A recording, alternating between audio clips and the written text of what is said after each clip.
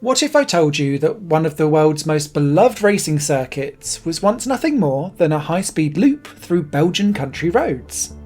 That its iconic corner is often called the wrong name, and that its future in Formula 1 may be hanging by a thread? Well, this is the story of Spa-Francorchamps, Belgium's temple of speed, danger and tradition. Tucked deep in the Ardennes forest, Spa-Francorchamps is a name that commands respect. It's fast, flowing, unpredictable, and deeply loved by drivers and fans alike. But Spa's current reputation hides a long and complex history of transformation, tragedy, and survival. The original Spa-Francorchamps circuit opened in 1921, and it was a street circuit, a high-speed triangle run entirely on public roads, linking the towns of Francorchamps, Malmedy, and Stavelot. There were no barriers, no runoff, no margin for error. Speeds were immense, the layouts long and unforgiving, and danger lurked around every bend. In 1939, the layout was altered to make the track even faster. A tight left-hand corner near the L'Ancien Douane hairpin was bypassed, and in its place came a dramatic, steep right-hander cut into the hillside. This new section was named Raidillon, which means steep road in French. And here begins the confusion. Over time, the entire uphill sequence, starting with the fast left hand at the base of the hill, came to be referred simply as Eau Rouge, but that's not really accurate at all. The official name for the steep climb is Raidillon. Now, whether that lower kink still deserves the name Eau Rouge is a matter for debate, since the original corner lay slightly further to the right and followed a totally different trajectory. If you want the full breakdown, watch our dedicated video Eau Rouge or Raidillon for the true story behind the names. Also important to note, the famous Kemmel Straight, as we know it today, didn't exist in 1939. Back then, the section after Raidillon was a series of fast, sweeping bends, and the straight line that now leads to Le Combe is only introduced with the major redesign that happened in 1979.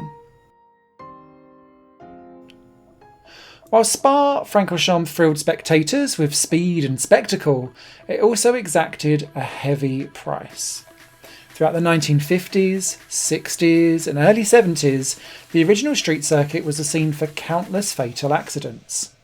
Long, unsighted straights, trees lining the track, and minimal protection for both drivers and spectators made it one of the most dangerous circuits in the world.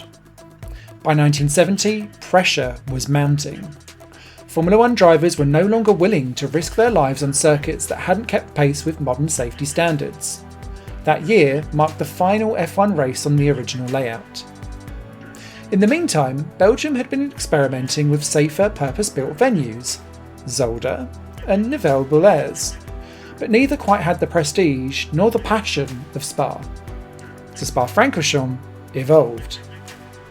In 1979, a radically redesigned layout was introduced, no longer a full street circuit, but a semi-permanent track that still used parts of public road, but with substantial modifications. The circuit was shortened from the over 14 kilometres to just over 7. It retained iconic corners like Raidillon and Blanchimont, but eliminated the village sections through Malmedy and Stavelot. And yes, this redesign included the straightening of what would become the Kemmel Straight. Formula 1 returned to Spa-Francorchamps in 1983, and the new layout quickly proved popular with drivers and fans. It kept the essence of old Spa, but with modern raceability and evolving safety standards. In the decades since, Spa-Francorchamps has delivered some of the most unforgettable moments in F1 history. The most infamous? Probably the 1998 Belgian Grand Prix. A sudden downpour, zero visibility, a 13-car pile-up just seconds after the lights went out. Oof. And it remains one of the most dramatic starts ever seen in Formula 1. Later in that same race, Schumacher and Coulthard collided in a spray, fueling one of the sport's great rivalries.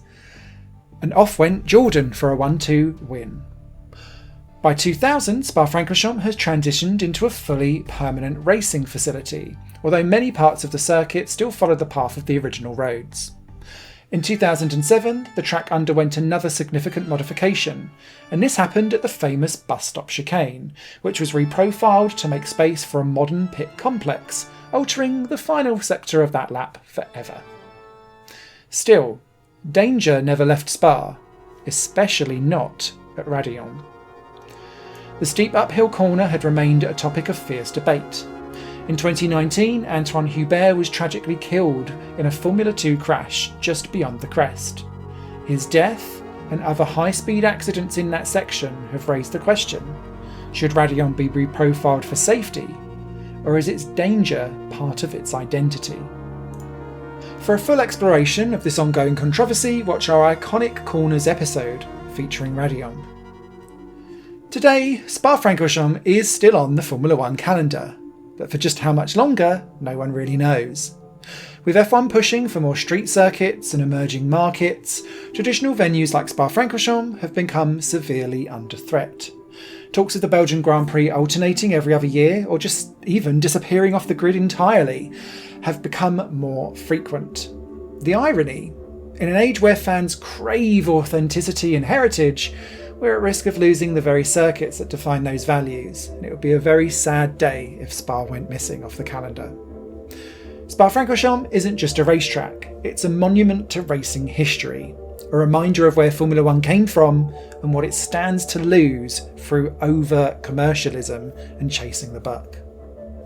Want to see a full lap of our original Spa-Francorchamps street circuit? Well, we've got a video for that. Of course we have.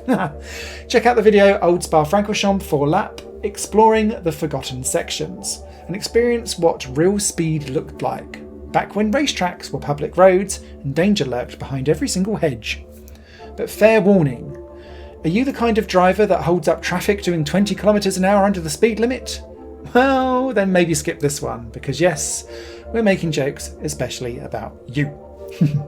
Especially on the legendary Master Straight, where even in modern times some drivers seem to think a Sunday drive and a sightseeing route is what everyone on that road wants to experience. If you're curious about what the original Spa-Francorchamps looked like before the 1979 redesign, or even wondered where the old corners went and why they were feared so much in the first place, then you don't want to miss this lap through motorsport history. So, watch it after this video and bring a sense of speed and humour to your life. And if you enjoyed this deep dive, please be sure to like this video, subscribe to the Circuit of the Past YouTube channel, and click on that notification bell so that you don't miss out on any more legendary tracks and forgotten corners. And if you want any more motorsport history because you haven't been filled enough by these videos, pop over to circuitsofthepast.com to download a free ebook about 7 abandoned racetracks that you can visit legally. Perfect for fans, explorers, and racing romantics. Thank you so much for watching, and look forward to seeing you at the next circuit.